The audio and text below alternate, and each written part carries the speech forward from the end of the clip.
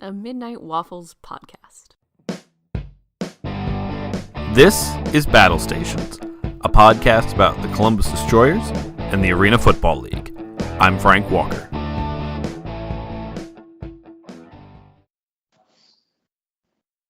And now on the BattleStations podcast, Donovan Captain Morgan, wide receiver for the Columbus Destroyers. How are you doing tonight, sir?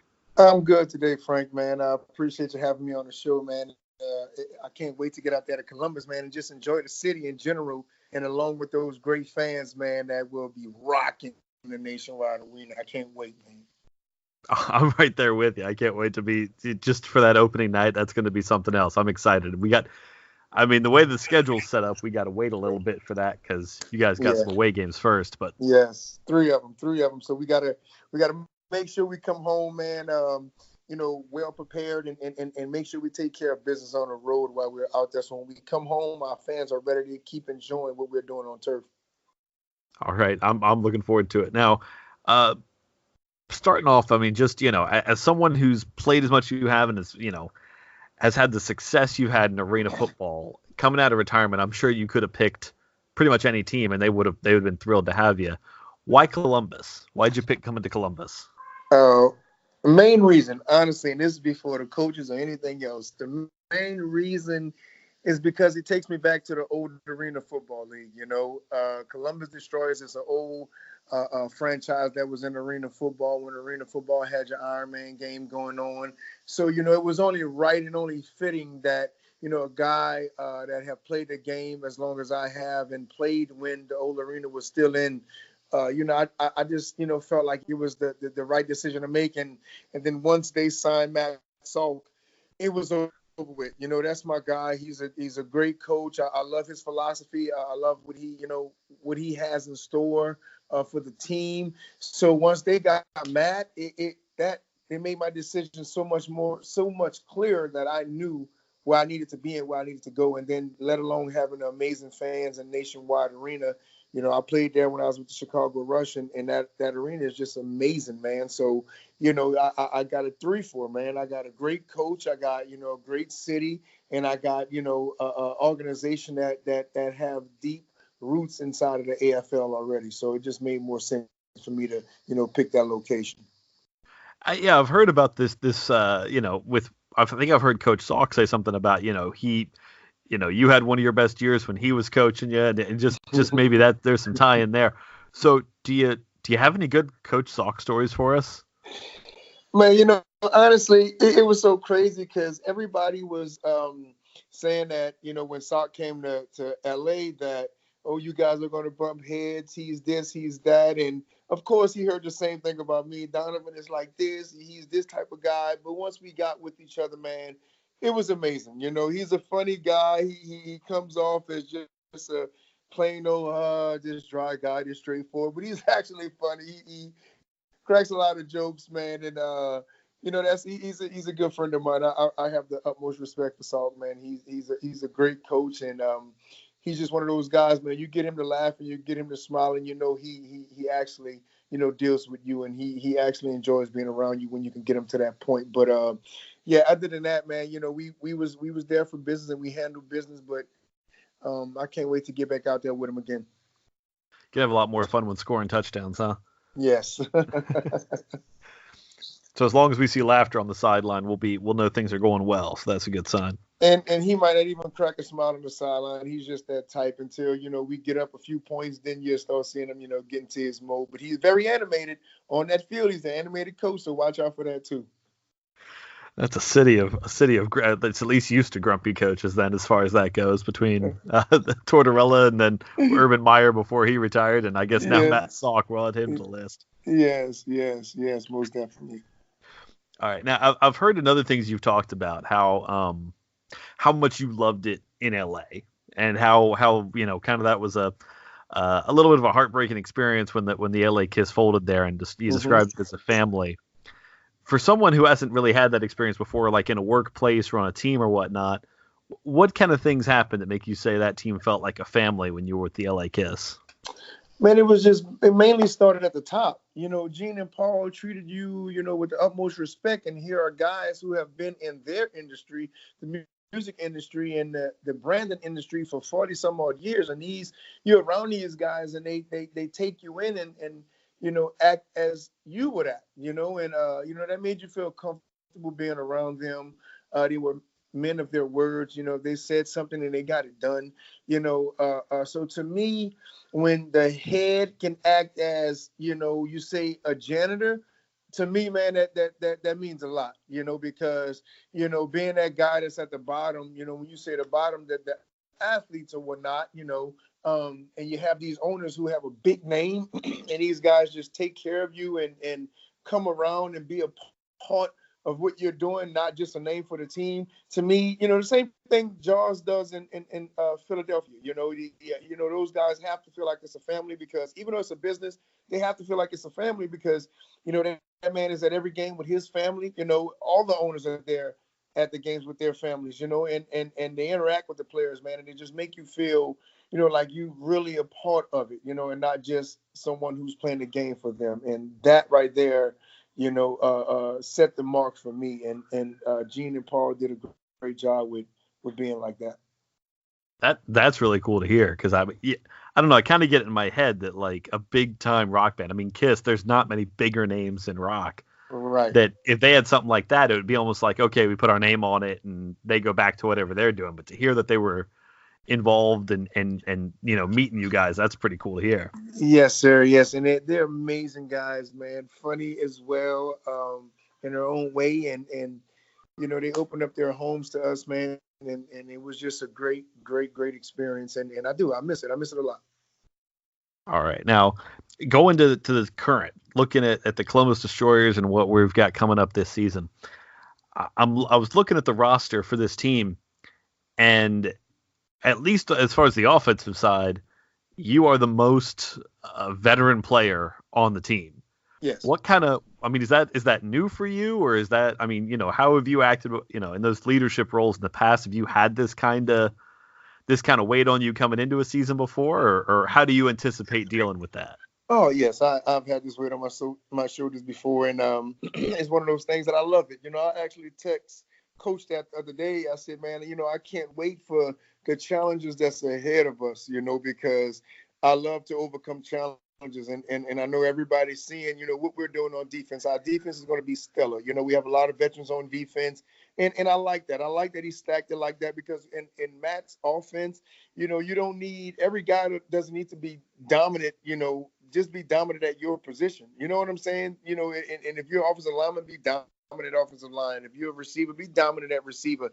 And he's, he has a great eye for talent, and I think he's bringing in some great guys that can grasp not only this game, but his system at a fast pace and be able to produce on the field and be able to, have that same makeup that our defense have without having all the veterans.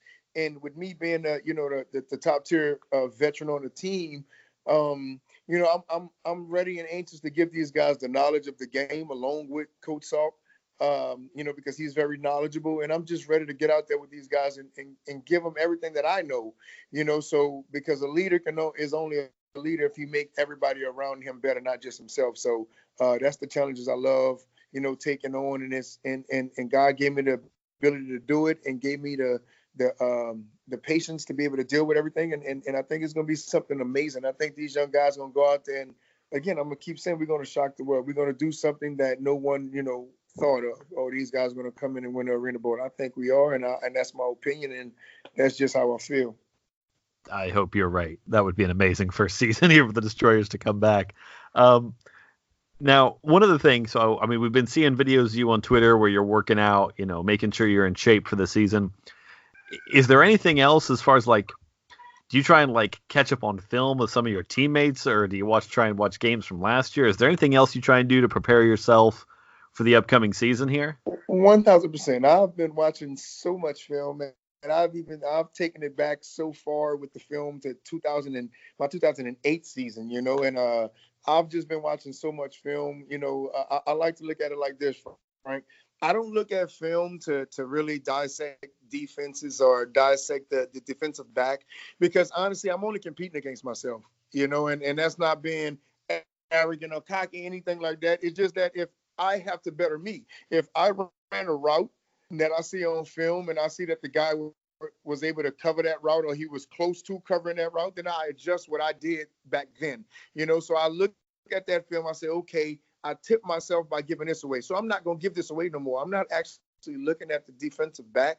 I'm looking at what I did wrong, because if I do everything right, the right way, at 100%, then I feel like, no one should be able to stop us, period. If everybody do everything that they do right when they look at film and they critique themselves, I don't think no one should be able to stop anyone. I mean, you listen to Kobe Bryant talk, he's watching film of himself. He's not watching the defender. In order to get better, you have to continue to watch yourself to see those reps and use those reps as mental reps. So when you get back in the game, you know not to do what you did before to, maybe tip off a route. So yes, I watch a ton of film, man, a ton of film, Frank. Now, as a wide receiver, I mean, your production is somewhat also dependent on the quarterback. As a receiver, do you find it useful to try and watch anything about the quarterback you're going to be playing with to get an idea of their tendencies or just get a feel from them, or do you? Well, I like to use, camp. I use training camp because, they being in a different system, the mechanics are going to be a little different. Salk may want them to stand this way or maneuver this way. So it's kind of different. You get that opportunity in camp. I know the guys he brought in can throw the pill. I know they can throw. They're very accurate. The guys have played before, and the quarterback actually reached out to all the guys on the team that's on the offense and said, hey, man, let's get a Skype going so we can go over some of these plays. So by the time we get to camp, we're already on point. And to me, that's leadership ability. He stood up, took a stand and said, hey, let me reach out to these guys, get on Skype or FaceTime and let's go over these plays. Let's call these plays out. So by the time we get in camp first day, it seemed like we were together for, a month or two already. So that's some of the things that I like, man, with these quarterbacks that we were bringing in. It's going to be something amazing, So I think, I know we're going to put together a great specimen on the field when it comes to offense. So the quarterbacks themselves, we're going to learn those guys in training camp. And once we learn those guys and they learn us, oh, man, the sky's the limit after that. I'd see there's a couple quarterbacks on the roster. Is that McGee that did that, or? Yes, that's McGee that did that. Yes, he reached out. He texted everybody in the group message. Reached out to everyone, man. And I'm only saying this because to me, that's big. You typically don't have that. Guys typically wait. But for him to reach out like that and put it on forefront, hey man, I want to get better now, man, that's big. And he was around some great guys in Philadelphia, Dan Ratterball and Clint Dozell. So he learned from the best. So he know how to handle himself when it comes to this type of situation. And that's why I'm so high on him and believe that he can get the job done because, he was around greatness already. So when you're around greatness, it tends to rub off on you. Yeah, for a guy who played 1 year, that's pretty cool. So, yes. So all right. So last question I'm going to ask today, because obviously so much is coming up at us. But and they just did the open tryouts and whatnot, everything else. But as a guy who has been massively successful as an arena football receiver, just one of the top guys who've ever been an arena football receiver, if someone were making that transition, say somebody's still going to one of the open tryouts, because I think Atlantic City's still having theirs, or they're thinking about it next year, what's something you would tell them as far as their game between outdoor football versus arena, or what would you just say to that player? I would tell those players IDNYM, and that means I don't need your motivation. Don't look for no one to motivate you to go do what you feel like your heart is meant to do. If you're ready to go out there and do something, you motivate yourself. You drive yourself. You look in the mirror and you say, you know what? Outdoor game, indoor game, it doesn't matter. I'm going to dominate wherever I go. So if you have that mindset, if you believe in yourself, don't look for other people to believe in you. If you believe in yourself and you say, you know what, I can make this transition, because I was one of those players who was in the outdoor game. And I said to myself, I would never go play no arena football. I'm not going to play no arena too. None of that. That's nonsense. I'm above that. But I went and I played it and I had the greatest time of my life. So I would tell these guys, man, any opportunity that you get to go play ball, I don't care where it's at, go play ball. If your heart is in it, if your heart is truly in it, go out there and play ball and don't let no one tell you what you can and cannot do. You just look at them and tell them, I don't need your motivation. I'm self-motivated. It's in my DNA. Captain, it has been a pleasure. Thank you very much for coming on the show tonight, and can't wait to see you in the Buckeye State here in a couple of weeks. I appreciate you, Frank, man. Continue to be blessed, man, and I wish you nothing but the best. Oh, thank you very much, sir. All right, my man. So that was awesome, being able to talk to Donovan Morgan, getting to hear just some of his kind of background and why he came out and joined the Destroyers. And I really liked that story he told about Greg McGee there, that he's been trying to get these guys together, trying to get information to them, wanting to make sure that they are on the same page when camp begins, which can only be good news for Destroyer fans and for how the team's building up. And Coach Matt Salk has to love hearing stuff like that he's got a quarterback in Greg McGee who, as a really young guy, is taking a leadership role in what he's doing already and wanting to step out there and be a leader in this. I mean, honestly, going into the interview, I was thinking to myself, hey, talk to Donovan a little bit about leadership, and you heard the question about it, because in football it's so common to say, well, the quarterback's the leader of the team. But on a team like this where you have a legend like Donovan Morgan and then young quarterbacks or quarterbacks who haven't played arena football, that may flip that on its head a little bit. But it's encouraging to see that with the Destroyers, Greg McGee has got this leadership thing already trying to make a good start on it. And I'd even thought about the fact that he was coached by Clint Dozell for a year out in Philadelphia, who is just a great arena football quarterback from his time playing. So that's encouraging to see. Next part of our show today is an interview with Topher Kopchak, who writes for arenafootballtalk.com. And he was at the tryout that happened on Saturday. Just kind of the open tryout where anybody who thought, I want to try and be a Destroyer, they could come and try out. So let's have a listen. I did want to add real quick that because of some technical issues, the interviews this week on the show weren't as clear. Some of the ones been previously. I still think you can tell pretty well what's being said, but did want to apologize for that. And now on the BattleStations podcast, we've got the head of arena football coverage for arenafootballtalk.com, Topher Kopchak. How are you doing today there, Topher?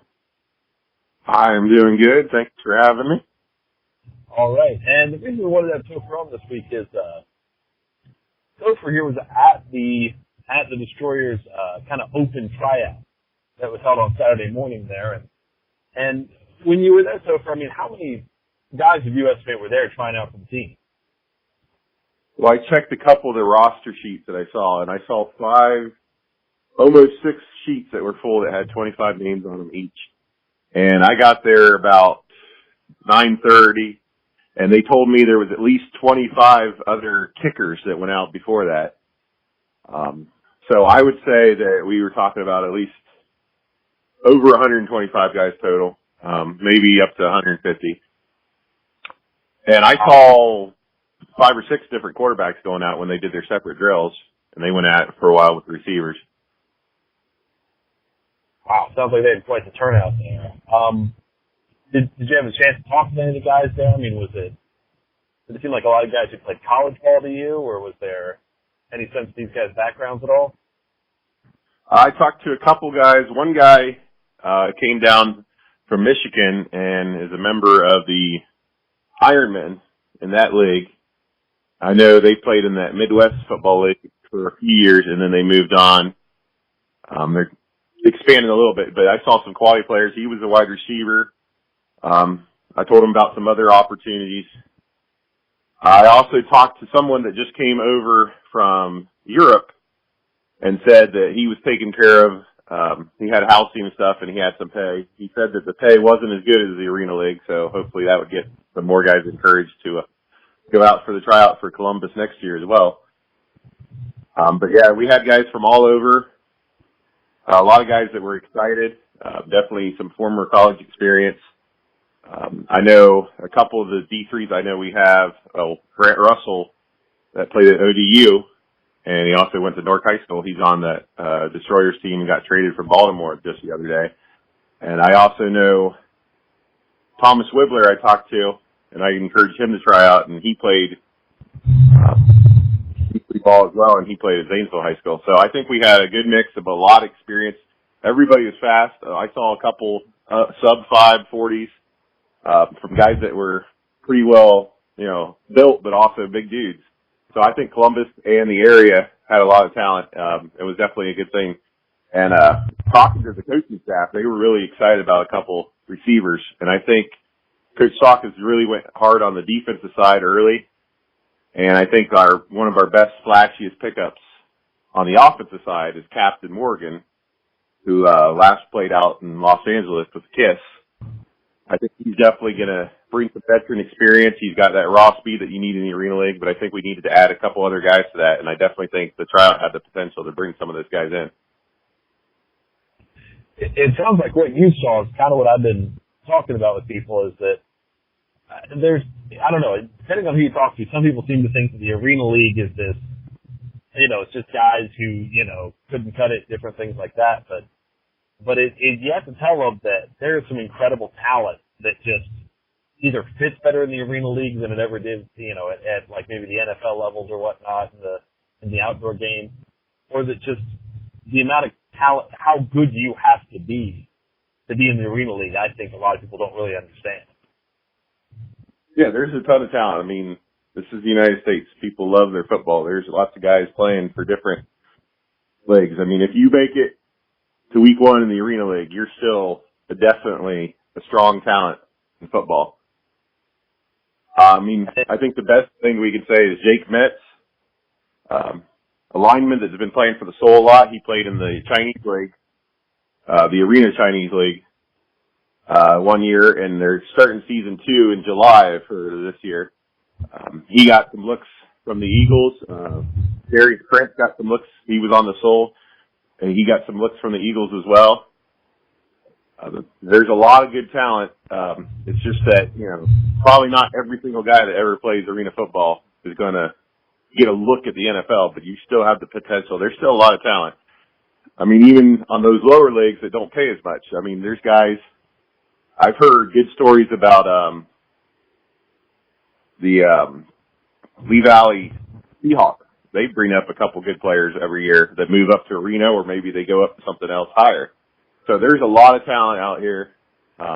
I definitely think everybody that went to the tryout in Columbus was more than a serious football player. So, you're going to get looks, but there's also a ton of talent that you got to be serious about it. But there's definitely a lot of talent in the Arena Football League. Now, as someone who's been covering the Arena Football League and watching it closely here, I mean, when you see the players that the Destroyers have been signing, how would you say this team is starting to measure up compared to what you're seeing out there as far as what the other teams are doing? Yeah, I definitely like the defensive side of the ball. And like I said, one of my favorite players from just watching the league for years is Captain Morgan, adding him on the wide receiver side. I think we need a fullback / tight end, because you kind of have those in the Arena League to maximize your roster spots. I'd like to see us pick up one of those. I definitely think we're going to be one of the better defensive teams in the league. Coach Omar Smith in Baltimore and Coach Salk are kind of popping out to me as two of the true defensive guys going for talent in this league. So I believe that we're going to be able to hold teams to a touchdown or less than what a lot of other teams are going to do week to week. I'd like to see just maybe one or two more flashy guys, and then, like I said, I think Coach was looking at a wide receiver a lot for these tryouts, because I think we need to add one or two speed guys, and then we could be right on par for what the league is. And then, of course, without having preseason games in the league and being a new team, and especially for kickers, because the downside for that tryout was that they didn't have the full rebound net set up. And I talked to Coach Salk about that, and he said a couple weeks out, or hopefully sooner, they'll be able to get into nationwide and see how they can handle that, and also for the receivers to do the returns, and just everybody in general, since, of course, it's a live ball if it ever goes off there. But I think we're going to be one of the best defensive teams. I think we're one pad away from being up there right on the offensive side as well. All right. And from your tweets and from the information that was coming out when you were there, you apparently heard some interesting things about expansion. What was it you heard there? Yeah, I heard from the front office. I heard 4 teams 100% is what I heard. And I didn't hear any definite on teams or location or any arenas, but the vibe in the arena area and the forums and all the other circles was that Detroit was likely, and also hopefully Cleveland coming back. And with Gilbert having ties to both of those cities, of course, with him owning the Cleveland Gladiators, the hope is that he would come in and he'd have hopefully still something going on with Cleveland, and then probably some ties with Detroit, especially because Detroit is big in the market with arena from back in the day, and also with Gilbert's ties to them, it seems like a good matchup. So I haven't heard anything set on cities, but the league, people within the league seem really confident that we're going to see 6 to 10 teams, move from 6 to 10 teams next year. Okay. All right. And so you're saying you think maybe Detroit, maybe Cleveland makes sense. Are there any other cities that you personally think make sense to maybe fill those other 2 spots? Well, to fill the football void that St. Louis lost from losing the Rams, that seems like a likely spot. I know it's been looked into. I haven't heard any new buzz about it in the recent weeks. I've heard Louisville, Kentucky, and Indianapolis, Indiana, and people were happy. They didn't exactly like how the ownership was handled with the Chicago Rush, but people were happy with having a team in Chicago, so I think that's got an outside chance of being put in there as well. And then with the league copywriting a lot of the West Coast teams, when they copyrighted the Destroyers,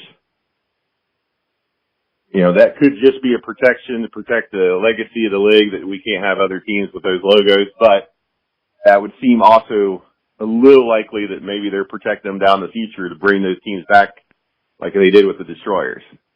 But there was a lot more buzz about the Destroyers back in December and January when that was picking up, that made me believe that they were coming back and also coming back as the Destroyers. So I haven't seen any such vibe for those other West Coast teams, but I know a lot of the names and logos are protected now again as of January of this league by the league. Well, it does from people I've talked to and just different things going on. It seems like this league, at this point, the leadership in the league has a much more long-term approach than I remember Arena Football League leaderships having in the past. That's just my perception from the people I've talked to with how that seems to shake out. So maybe you're right that they're just protecting that long-term or whatnot. Was there anything else from the tryouts that you picked up that the Destroyer fans might find interesting or kind of informative on what you saw there that day? Well, the coaches' shirts and the T-shirts they had, I think a lot of the fans have been able to see the new logo and stuff, that it's the same look, just kind of with the metallic white, gray, black look. I did see what looks like coaches' shirts and maybe workout gear for the players, that it'll be all black, and it'll have up in the corner by the chest, it'll have the Columbus Destroyers logo, what it was back in the day, just kind of like if you blacked and white it. I did talk to some people that said, I know a lot of people were asking that single game tickets is, quote, coming soon, end quote, is what I heard. I know a lot of people have been interested about that, so I was sure to try to dig a little bit with that. And hopefully some more stuff will be coming out here soon, exciting for everybody and the fans. All right. Well, thank you very much for coming on the show today. Any, where can people find your stuff? Where can, if you want to plug your stuff, where can people find where you write and what you do? My personal Twitter is Topher, at Topher on Twitter. TOPHPICKS. And then arenafootballtalk.com is the website where I write on, and everybody covering indoor football leagues all across the country. So if you want to get your fix on just all around football, the spring sport, the indoor football world, that's where you want to go. And I'm planning on having a lot of new stuff with the Destroyers and with the Arena League, and we'll have definitely IFL, I know, is big on the other side of the country and in here as well. So a lot of good stuff there.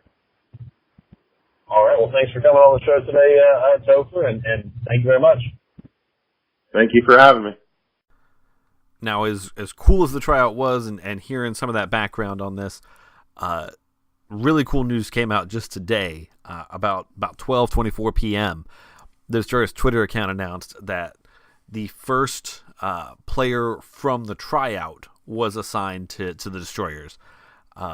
Wide receiver Tre Saunders played his college football at Urbana University. He's shorter guy, so it's he's kind of in that smaller receiver mold, but plays with a lot of grit, which amazingly enough you're about to hear. We were super excited here because when the news broke, we tried to see if we could try and get him on the show for tonight, and we did. So, ladies and gentlemen, enjoy the conversation here with Tre. All right, and now on the BattleStations podcast, we've got the newest Columbus Destroyer, Tre Saunders. Thanks for making time for us this afternoon. Thank you for having me. All right, so it seems like it's been a pretty cool weekend for you, at least coming in here into Tuesday. So just what's this experience been like for you, going from tryout to now being part of the team? It's an experience. I wouldn't trade this experience for nothing, just because I've been battle tested. So having to go to these tryouts, some guys feel like they're too good for a tryout, but me on the other hand, I'll put my talents up against 100 other people's talents any day. So, just working towards something and then getting the end result is all you can ask for. All right. No, I mean, definitely. It's impressive. I've been talking with people. It sounds like there was over 100, 125 guys there trying out for different positions. And you're at least the first one we've heard of that's made the cut. I don't know if anybody else is coming or not, but all right. So I know that you played your college ball at, it was Urbana, correct? Yes, Urbana University. All right. So how would you describe your game? Your game as a receiver? How would I describe my game? Yeah. I would describe my game hard-nosed, small, but hard-nosed, because I'm going to get after it. I play with that by any means necessary mentality. So I'm going to get the job done irregardless. I'm ready to work irregardless. Whoever I'm up against, it's going to be a battle every time when you're coming up against me. And that's how I was in college, and I plan on bringing that to this level of play as well. I love that. That is great to hear. I love that attitude. Are you familiar at all with the arena game before this started, or? I actually know. I wasn't so familiar with the game at all, but as I've been seeking more on getting the opportunity to play arena, I've definitely watched countless amount of film. I'll also, I got my favorite who I tend to see myself playing like, who was one of the greats in the arena, Reggie Gray. I study a lot of his film as well, so I feel like it's going to be a process, learning the game, the rules, being boxed in by the wall, but at the end of the day, you still got to play football. Yeah, it's awesome. You've been watching film, kind of getting used to it, learning the game. So, tell me, who called you? How did you find out you made the team? What was that experience? Coach Salk gave me a call, after the tryout. Coach Salk gave me a call. He said he would be calling guys within the next week. And it's just like, at that point, it's a waiting game. It's like, I left it all out there, waited my opportunity. I felt like I did everything that I had to do, but now you just have to wait. And you get that gut feeling like, well, what if he don't call? But when you keep a positive mindset, you did everything you supposed to do, you'll be surprised if you didn't get the call. So when he called me, it was just like, like a relief. But at the same time, it's like, you still got to go work. You can't just come in there comfortable. It's still a job. You still got to go, show that you can do this on a day in and day out basis, not just on a tryout basis. You got to do this day in, day out, week in, week out. So. All right. So, yeah, sounds like you still got, more work to do, getting ready for camp, getting ready to do everything you can to try and win in Columbus here. thanks for making time for us today, Trey, and we definitely appreciate it. Good luck. Thank you. So there's been a lot of show already, I will say. I mean, this in and of itself I'd consider to be a relatively full show, but there were a couple of topics I wanted to touch on before we wrapped up this week's show here. One thing that I've been really happy to see, and I'm going to put this in the show notes. You've probably seen it on Twitter if you're a Destroyers fan. I mean, I know that Coach Salk tweeted it out. I think the team Twitter account tweeted it out. But I'm encouraged to see the local news coverage going for the Destroyers. Now, I mean, there's not been a lot of hard stuff yet. I mean, they're not really talking to them about a ton about them on like sports shows. But that being, I mean, they haven't played a game yet, so there's some reality to that. But things like at the tryout on Saturday, one of the local news stations, Channel 10, the CBS affiliate, had someone live there who was talking to Coach Salk. I want to say it's Channel 28, the Fox station. They did a funny thing that I'll link to the Twitter account of, where they had a reporter who went through the drills, and almost as if he were trying out for the team, I guess. Not that I think he was making any kind of legitimate run for it, but it was fun to see, and I do appreciate that the local media is kind of getting involved in. Yeah, let's talk about the Destroyers. Let's make this a topic of conversation. And I hope it carries over into the sports coverage and the news coverage as we get into the summer, as we get into the spring and into the games actually happening. But I will say it's encouraging to see, because if you're someone who listens to a lot of podcasts and you follow me on Twitter, you look at stuff on Twitter or whatnot, you may not ever watch local news. But for a lot of people, local news is how they get local information. So to have that connection for the Destroyers to have, I'm not sure if the news approached them or if they approached those folks about coming out. But either way, I mean, having that stronger relationship, that stronger bond is going to be better for the team long term. So I'm happy to hear that. Now, the league this week announced the actual game time starting. As far as when games would actually start. Because they announced the schedule a few weeks ago. And they left out the game times. It was just kind of, these are the dates. This is when these games will happen, but there weren't dates involved. Well, now we have the official times on these games. And there was an interesting wrinkle that was noticed by some fans out there. And I know this has been a topic on the Arena fan message boards, and it's been some debate, some back and forth on Twitter there as far as what this may actually mean, if anything. But it's an interesting idea. There's a lot of games at 3:30. Now, if you're familiar with the Arena Football League, there's the games were real. The Arena Football League is big on trying to get people to come out to games Fridays and Saturday nights. Now, a lot of the games this year are Saturdays. There's a couple Fridays here and there, but most of them are Saturdays, with the occasional Sunday game sprinkled in. But when you look at these 3:30 starts, or the 3 o'clock starts, the Destroyers have 5 of them. 5 of their 12 games are kind of afternoon affairs. Now, one of them is a Sunday game, which maybe the idea is on Sunday you want to go for a matinee kind of thing, because having people out late on a Sunday night is not a great way to get attendance. But it's interesting to see this, and there have been some people discussing it. And when you look at the schedule, almost every week there is a 3:30, 4 o'clock game lining up. And there's 2 different theories on this. One of them is just my own, and it could be entirely wrong, but I do find it interesting. I cover a lot of NHL stuff as well, folks, and in seeing other people discuss the NHL, something I've seen from multiple places recently is that on weekends the NHL should do more to have afternoon and earlier games. And what the reporters are saying when they're seeing these games is you see more families. You see more kids at these games. Because most children are in bed by 7, 8, 9 o'clock, depending on what time you put your kid to bed. So to take them to a game that starts at 7, if their bedtime's at 8, is a nightmare if you're a parent of small children. But to take them to a game that starts at 1 or 3 or even 4 is an exciting thing for a kid. They get to go do it. They get to get a bunch of energy out, and they go home. So there's that as a possibility for why it may be.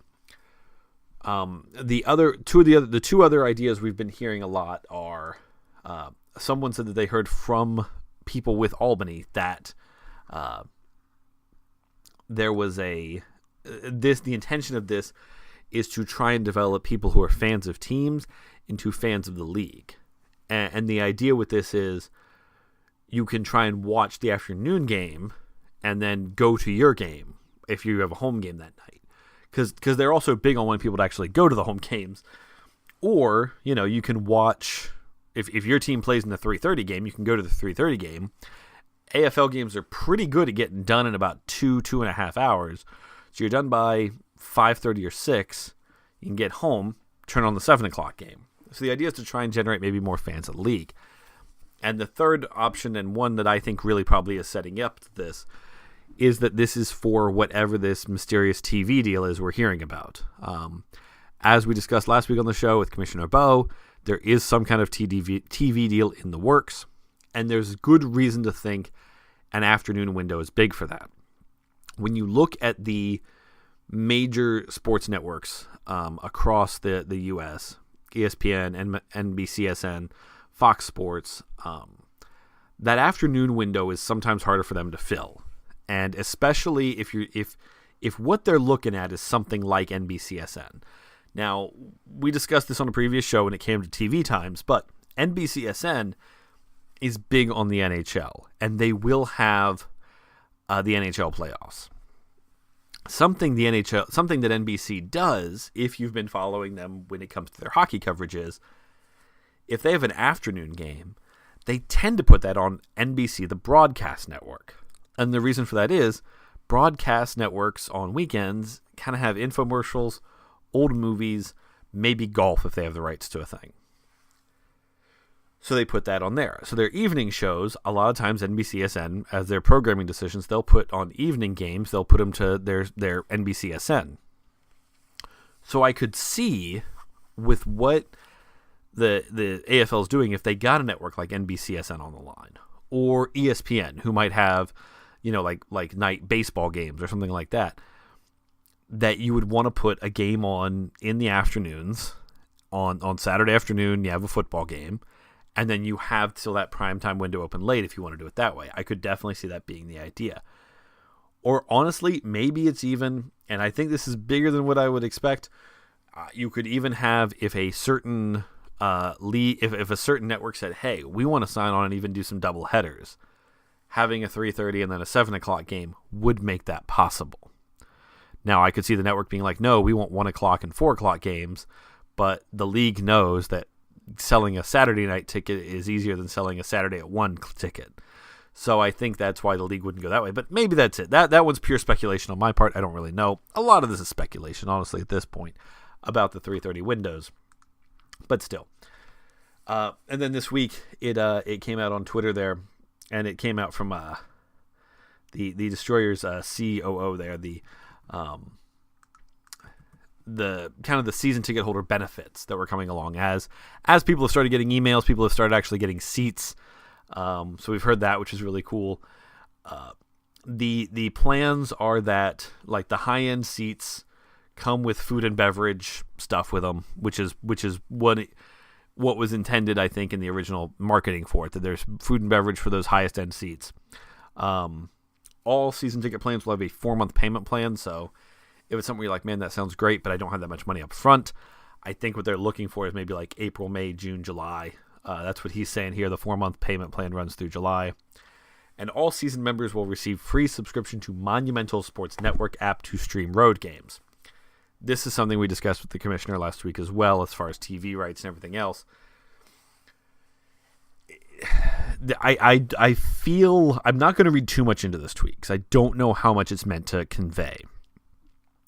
But I think it's pretty obvious that some of the road games were going to be on Monumental. People who have followed these teams closely understand that as we've discussed, there's 2 ownership groups in the AFL. That Trifecta is running the Atlantic City franchise. Monumental seems to be heavy on helping to run the Columbus franchise. So it makes sense that Columbus's games are going to be on this Monumental Sports Network. Now, how is it something where these national TV games, if those happen, are those also going to be both on Monumental and that network? Or are those games going to be exclusive to that network? I don't know. We don't know the details of the deal yet. It's possible. We are starting to see more of that, where a league will say, you know what, we're going to stream it, and we're going to do this, and we're going to do that. We might go that way. I don't know. But it is interesting. It's getting exciting. We are in the countdown now. As I'm planning out new shows, I am realizing I have very few preseason shows left to plan, which is exciting because if you go back to the first episode of this, I said, I don't know how many of these there'll be before the season starts because I don't know how much there'll be to fit. I have been very surprised and encouraged by how much material and by how many people I've been able to talk to and get on the show to discuss things prior to the season. Because once the season starts, because right now the show has been a lot of, let's get a guest, let's meander on some topics, let's talk about some different things. Once the season starts, folks, I am very much envisioning the show being a much more direct about the football kind of show. So if you're the kind of person where you haven't liked the show yet because you won't listen because you're like, well, it's Destroyers, but you want more concentration on the real football, we'll be hitting that in week 1. But I'm excited. I hope you're excited. This has been great. Thank you to everyone who's listening. Thank you for listening to Battle Stations.